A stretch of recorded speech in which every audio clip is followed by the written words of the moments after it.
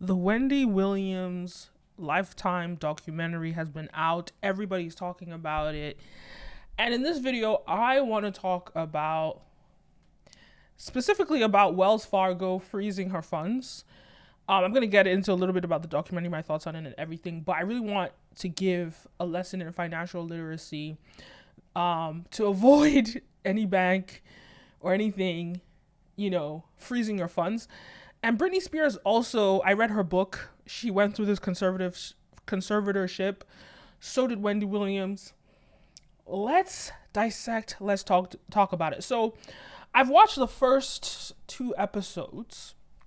I'm still watching, trying to really grasp this, but I have heard some sort of like thoughts from the Breakfast Club, from ABC, what people are saying online. And it's very clear that people really like Wendy Williams. People really support Wendy Williams, despite the negative ways that, some would say, she spent her life sort of, insulting a lot of people that were famous. But when you see how much support she's getting specifically and especially from the media industry, it's almost like she didn't really spend her time networking with celebrities. But when it came to like people in media that, craft narratives, she really built those relationships. Like Charlemagne the God on the Breakfast Club, who used to work with her on her show. He and everyone on the Breakfast Club was really defending her. Same as like ABC. People are really trying to protect her image, and I really understand that. But then there's this other group of people that are saying, look, this is who Wendy Williams was. She opened people's laundry. She, dirty laundry. She spread it out. So this is kind of her sort of karma, that sort of mentality as well. And I understand that perspective as well. And then all in all, I just, with me, as much as I love information, I'm, very much like Wendy Williams. In fact, I've been very inspired by Wendy Williams. I love her show and just watched it religiously. And she's inspired a lot of my content, I would say. And I say all that to say that parts of me feels as though, the way that she's depicted, and I guess from the episodes that I'm watching, it's not that bad. But I heard about some of the scenes that are coming in the, upcoming episodes, and it sounds a little bit exploitative, and it sounds like we don't really know who's benefiting from this. I believe her son was first given power of attorney and first given sort of like control over her assets at some point. And allegedly, the reason why, I don't know where the story goes, but it sounds like, I don't know, correct me if I'm wrong, but the narrative that I've heard, is kind of like the son was given like power of attorney at some point. I don't know at what point he was given a power of attorney. Then at some other point, I heard the reason, and rumors on these blogs, the reason that her accounts got flagged by Wells Fargo was because her son had spent $100,000 on like Uber Eats, this money there, like a lot of money in different places, which makes sense. An 18-year-old, how he was young at the time. Of course, he's gonna splurge. All of a sudden, he has control over his mom's money. Of course, he's gonna blow it. But I don't know if that's the reason. But that's what they're rumors. Who really knows? And it's kind of crazy, but there's this idea that like, they give Wendy Williams over, the state appoints her into this conservatorship. They reject anyone in her family, and they give her to these, white people who sort of like block her from seeing her family, her son, block her from seeing her family, and sort of just reading the Britney Spears conservatorship in her book and what she says she went through, just reading that let me understand that, her father made a lot of money from her being in a conservatorship. Her father milked, and her brother, everybody in her family, her sisters, they all exploited her. And so at the same time, yeah, we could even say family would not be a good way to do that either. But who should really get control over Wendy Williams? And so in this video, I really want to break down like when we're put in these positions, who are the best people to sort of have that control? I think her mom was alive at the time. Her mom could have been somebody that did. I don't know if her mom was alive at the time, but her sister definitely was advocating to be her conservator, and they were like, nope. It's all crazy. But either way, I just want to break down my thoughts on conservatorships, my thoughts on the courts sort of taking control of your assets, and how to prevent people from accessing, or one country from, especially the United States, from controlling your money. More money, more problems. And I'm going to break down, I believe, 3 or 4 things about how to protect your money to avoid getting taken in a conservatorship, to avoid, these things. So first of all, with Wendy Williams, it looks as though what happened to her was before she has a Wells Fargo account. All of her money is in that one account, or in Wells Fargo. The number one rule of anything is don't put all your eggs in one basket. Why? Who does that? Why would you put all your eggs in one basket? So for them, Wells Fargo, because they had the leverage of controlling all her money, she kind of was forced to comply with whatever they directed her to do with her money. So they said, no, she needs a conservatorship, a guardianship, somebody to monitor how she uses her money. And that made her comply for her to be able to access her money. And then she takes it to the court. Same thing. Britney Spears, not same thing, but Britney Spears somehow got cajoled, got manipulated by her family into signing the documents towards a conservatorship without really realizing what she was agreeing to. So these people are essentially volunteering themselves into a conservatorship. And with all due respect, we can see that Wendy Williams is having difficulty. She's been diagnosed with dementia, but at the same time, even though she may have this diagnosis, just looking at the manipulation Britney Spears' father had in her conservatorship and how he paid off, doctors, and he did all these things, how do we really know that she really has dementia? Okay, yeah, we saw the clip where she seems to be out of it, but how do we know? How do we know? And so anyway, whether you have dementia or not, we have to, as entrepreneurs, as business people, as people that want to build generational wealth, we have to plan for these things. How do we allocate our money if we are to lose our intelligence, right?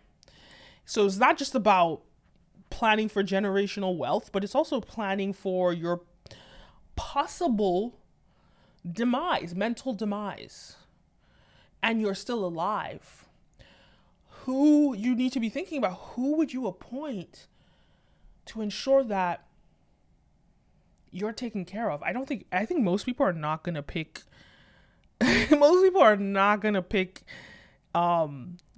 if their parents, because that will take you back to childhood and childhood trauma.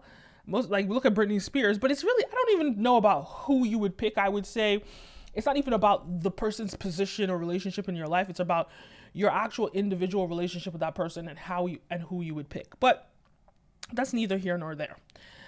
I just want to break down for you how you can avoid getting scammed in the first place, being forced into a conservatorship in the first place, financially.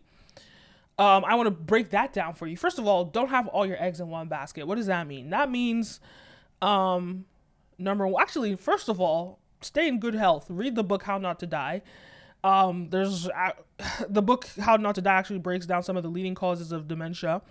But conservatorships are not limited to dementia. You can get it for different things. But if you stay healthy, you stay of sound mind already off the jump. It's going to be difficult if you're actually someone of sound mind. It's going to be difficult for you to be put into a conservatorship. When I look at Britney Spears, I mean, she's not exactly of sound mind. So it makes a lot of sense. Wendy Williams too, not exactly. So the courts are accurate to assess that this person probably needs support. Now, how they're appointing who they're appointing, I don't believe in the judicial system, especially how we see their attack on Black people and Black economic empowerment. We see it in the divorce courts, where, Dr. Umar Johnson always talks about this, where they sort of will see if a white woman is married to a Black man, they make sure she takes a lot of money. Tiger Woods, all these cases, right? Kanye, in so many cases of, when we see a white, so the courts have a way of taking money out of Black hands and putting it into white hands. And now, so you want to disempower the courts. So the first way you do that is you don't put all your eggs in one basket, meaning not just within the country of America, you should have your funds spread around the world. There are great places that you can open bank accounts in, like Dubai, where there's Dubai, there's, say Kits, there's, Switzerland, places in Africa. There's so many places that you can put your money that the courts of America does not have the jurisdiction to dictate how you use your money. So that's the first thing I would invest. I would put my money all over the world, so that no country can have me crippled. I would probably put it at a percentage per country. Maybe you pick like 7 countries or something. Put a percentage of what you will put in each country. And let me tell you something, right? The thing about money is more money, more problems. Yes, it is a full-time job to monitor your money. It is a full-time job. So, and then secondly, you're not just going to put cash in the bank. Who does? These are things that, who does that? Who puts cash? Who puts stupid amounts of cash in their bank account? Guys, you need to go read the book Rich Dad's, well, obviously Rich Dad, Poor Dad, yeah, but Rich Dad's Guide to Investing. And it's about this idea that the rich do not park their money anywhere. Your money should never be parked. When your money is parked, especially when it's liquid, it's more vulnerable to be taken. So that's the first mistake she made. She just parked her money and heaps of it in one bank account. That's so crazy. At the very least, you should put your money in multiple different bank accounts. At the very least. But outside of that, even putting your money in the bank is a problematic thing. Even putting your money in the stock market, putting your money in different investments. So you need to always be moving your money. You need to always, because let's think about it. Your money is like a rat, and the world is the human. Imagine there's a rat in a house and there are humans. Humans are going to try and get that rat out of their house and smash it. You need to think about your money like a rat, and that money needs to be moving. It needs to be moving in different investment vehicles, in different opportunities, in different bank accounts. It needs to always be moving. And if it's not moving, it's vulnerable. If a rat is running in your house and just stays in one spot, you have the opportunity to kill that rat. If a cockroach is running in your house and it stays in one spot, that's a perfect opportunity to smash that cockroach. Your money is the cockroach. Your money is the rat. It needs to always be moving. And this idea in this book that he breaks down is that the rich move their money once they've made an ROI. So this is a different dynamic of it, but the idea is that you put money into an investment vehicle, it makes you money. You take your money out and you find another investment. So it's a full-time job, right? And you're going to need an asset management team. You're going to need an asset management team to help you manage your money. And not just one team, 2 teams, so that they can audit each other. It's like what Taylor Swift says she does.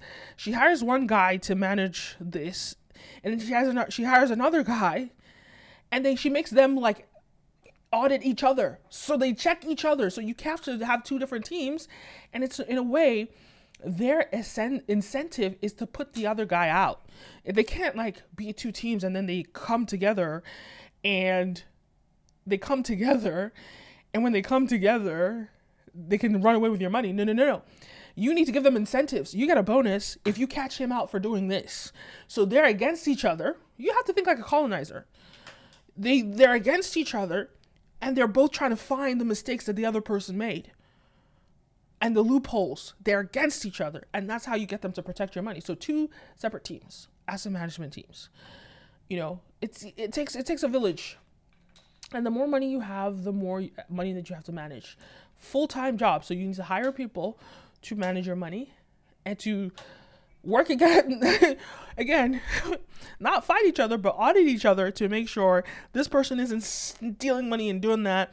Even though I also believe that nobody should be able to move your money without you signing it off.